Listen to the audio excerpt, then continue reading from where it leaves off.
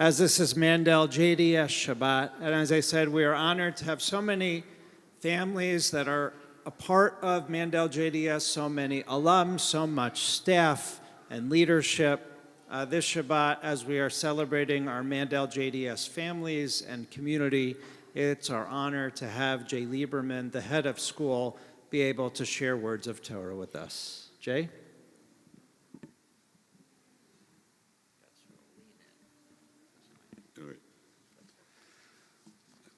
Shabbat Shalom. I'd like to acknowledge my appreciation of Rabbis Hal, Joshua, Josh, and Kendra Alyssa for organizing the Shabbat and providing me with this privilege to speak before you, before this beautiful congregation, this holy congregation, one that supports Jewish education, both in the synagogue as well as out of the synagogue in the day schools that we're so lucky to have in this community. So last year, I have a Devar Torah, but I want to start with something before that. Last year, I had the privilege of speaking on Parshat Yitro, which was the Ten Commandments. And I shared with you, I met with our middle schoolers, and I said to them, we're living in 2024. What's missing from the Ten Commandments? What would you add? And I shared some of their thoughts. So this week's Parsha, we talk about the building of the Mishkan, of the tabernacle, and everything that goes in it, right? So I asked one of our wonderful, our magnificent Judaic studies teacher, Bruria Kaufman, who teaches Kita Gimel, the third grade, to ask her students the following question in Hebrew. Ma tzarich liyot b'binyan Yehudi? What do you have to put in a Jewish, if you're creating a structure that's Jewish, what's needed? So I'd like you to start with that a little bit, mipi olalim, from the mouths of babes. This is from third graders. So a mezuzah, of course, mezuzot, Magen David, semel shel ha-Yehudim v'Yisrael, a Magen David, a symbol of Israel and the Jewish people. And the omanut, Yehudi, art, Judaic art. And then, of course, you're going to have a kitchen. You have to lafrid ben basar v'chalav, milchik and fleshik, kelim lepesach, utensils if we have meals for Pesach, shnei tanurim, 2 ovens to make sure meat and milk. We have to have candles for Shabbat, sidurim, chumashim, a degel Yisrael, a flag of Israel. Amazing stuff. One thing that I teared up, and I'm going to read it exactly as the third grader wrote it. Semel, bring them home. A sign that says bring them home.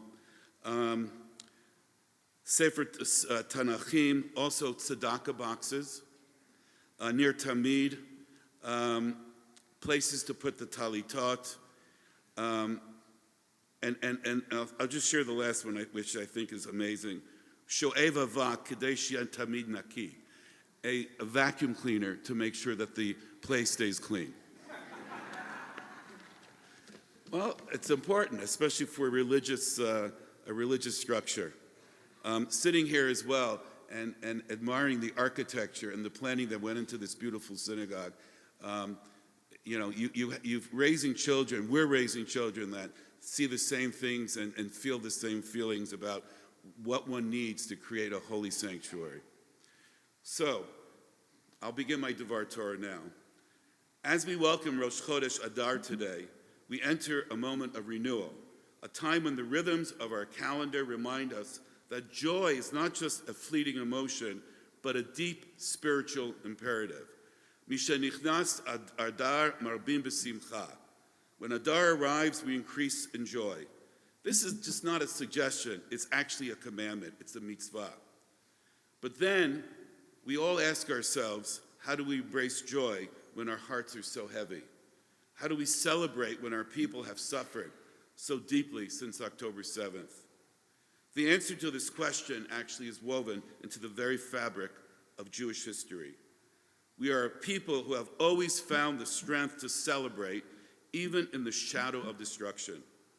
Not because we forget, not because we ignore our pain, but because joy is an act of defiance. It is our response to those who seek to extinguish our light.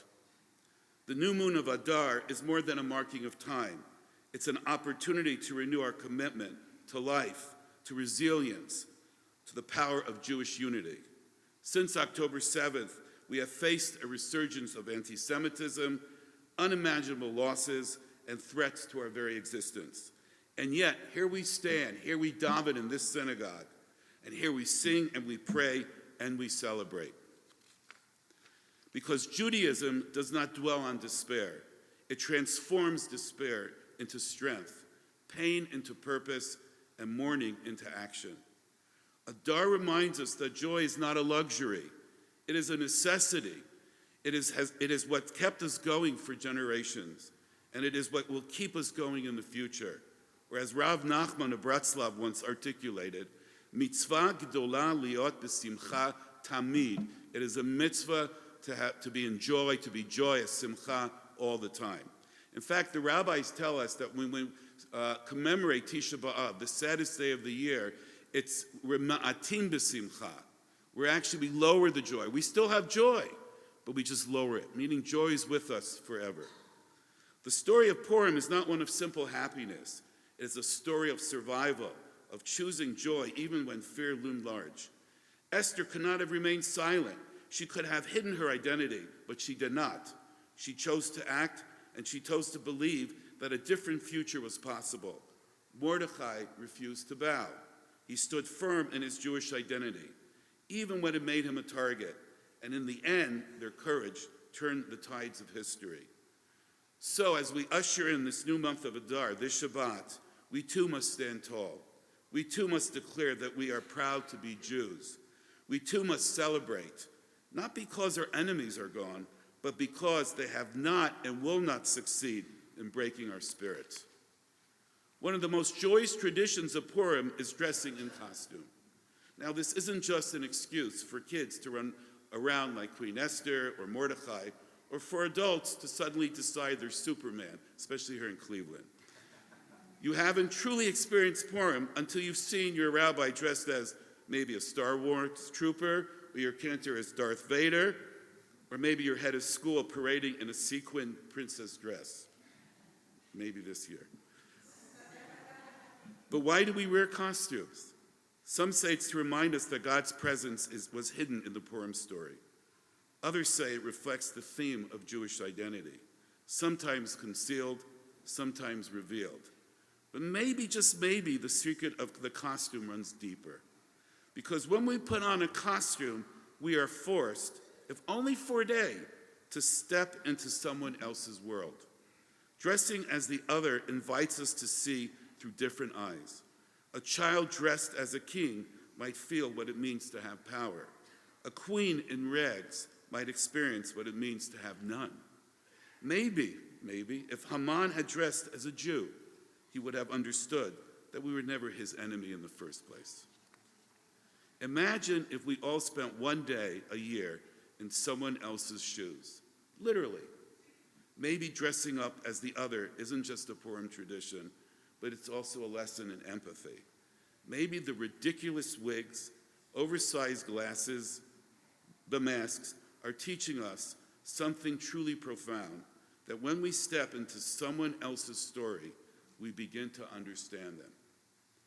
There's a very famous story that's also told by Rabbi Nachman of Bratslav. It's called The Prince Who Thought He Was a Rooster. How many of you know that story? Well, you're about to hear it now. There was a prince, it's going back hundreds of years ago, who thought he was a rooster. He took off his clothes, started walking around like a rooster, talking like a rooster, eating from the ground like a rooster.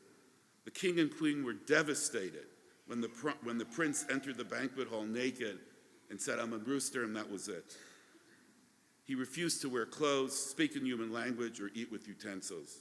For weeks upon weeks, the king and queen tried with no success to convince their son that indeed he was not a rooster, but a great prince. They called upon all their wise people to help, but no one could convince the prince that he was actually a rooster. Finally, the king and queen called upon their trusted rabbi for advice. Take heed, rabbis. The rabbi arrived and asked the queen and king, "I need a week with your prince rooster in a separate area of the castle. Give me 1 week, just provide food, and I'll return him as a prince." They agreed. And so they put the rabbi and the prince, who thought he was a rooster, into a separate area of the castle. Now, when I tell this to little kids, I actually give me a thing, you know. All of a sudden, the rabbi takes off his clothes, and he starts walking around, and the rooster prince says, "What are you doing? What are you doing?" And the rabbi says, "Do you think you're the only one who thinks he's a rooster?" And then all of a sudden, the rabbi starts to stand, and the prince says, "Rooster, what are you doing? Roosters don't stand." And the rabbi said, "You know, my back really hurts, okay? I can stand and still be a rooster." And the prince thought, "You know what, you're right. My back's been hurting for weeks." And he starts to stand. Then the rabbi sits on a chair. "What are you doing? Roosters don't sit on a chair. You know, I don't like sitting on the ground. It's cold. I can still be a rooster, and I can sit on a chair." And little by little, he puts on clothing. The prince, "What are you doing? Roosters don't wear clothing." He said, "You know what? I'm a rooster, I'll wear clothing because I'm cold and I need clothing to help keep me warm." And the prince thought, "You're right, I can wear clothing as well." And the rabbi starts to eat with utensils and eats human food. And slowly but surely, the prince began to act like a human, spoke like a human, and dressed like a human, and eventually became a great prince. One of the lessons from this story? In this story, the rabbi descends to the level of the prince in order to meet him where he is. He then shows him how to become human again, step by step, in a manner that he can accept. This is the power of dressing up, or in this case, dressing down. By stepping into another role, by seeing the world through different lenses, we learn more about others and we learn about ourselves. On Purim, we dress as someone else, perhaps as royalty like Esther and Mordecai, or something completely ridiculous, like a rooster. And through that disguise, we learn a powerful lesson. Identity is not always what it seems. Esther wore a disguise. She hid her Jewish identity in the palace. But when the time came, she revealed the truth and saved the people. We too wear masks in life, but Purim teaches us to embrace both the hidden and the revealed, to celebrate both the mystery of who we are and the joy of becoming something greater than we ever imagined. And after the decree against the Jews was reversed, the Megillah tells us the Jewish people experienced light and joy, gladness and honor. And they celebrated, not just for their survival, but for the reaffirmation of their identity. And that's what we do in our day schools here in Cleveland. Our response to the tragedies of October 7th and the months that followed must include grief, but it has to also include joy. Because to celebrate is to affirm life, to laugh, to sing, to dance, to continue building Jewish families, Jewish communities, Jewish synagogues, and especially Jewish day schools, which ensure Jewish futures. This is how we win. This is how we tell the world that Am Yisrael Chai, the Jewish people, live. And yes, maybe this year someone should dress as a rooster. Maybe if we can learn one thing from the prince under the table, it is that transformation comes when we step into another's world and invite them into our own. This past week, we could not ignore our sorrow. We will always carry the images of the murdered Bibas family with us. But we must also carry joy. Adar calls us to embrace both, to mourn our losses and to dance despite them, to cry for those who are missing and to rejoice in those who remain. No more than ever, our children need to see us celebrate. They need to see that Judaism is not only about struggle, but about beauty, about togetherness, and about simcha. Because if we let our enemies rob us of our joy, then they have won a victory we can never allow. So let us celebrate, let us increase in joy, even when it feels difficult. Let us embrace the silliness of costumes, the empathy they teach us, and the timeless truth that laughter is a form of resistance. May this Shabbat and this month of Adar inspire us to find joy, to spread joy, and to hold on to the unshakable truth that no matter what, we are a people of resilience, of hope, and of unwavering celebration. To this wonderful congregation, I wish Shabbat Shalom, Chodesh Tov, and may your costumes be as ridiculous as they are meaningful. And if you see a rooster under a table, just go with it. Shabbat Shalom.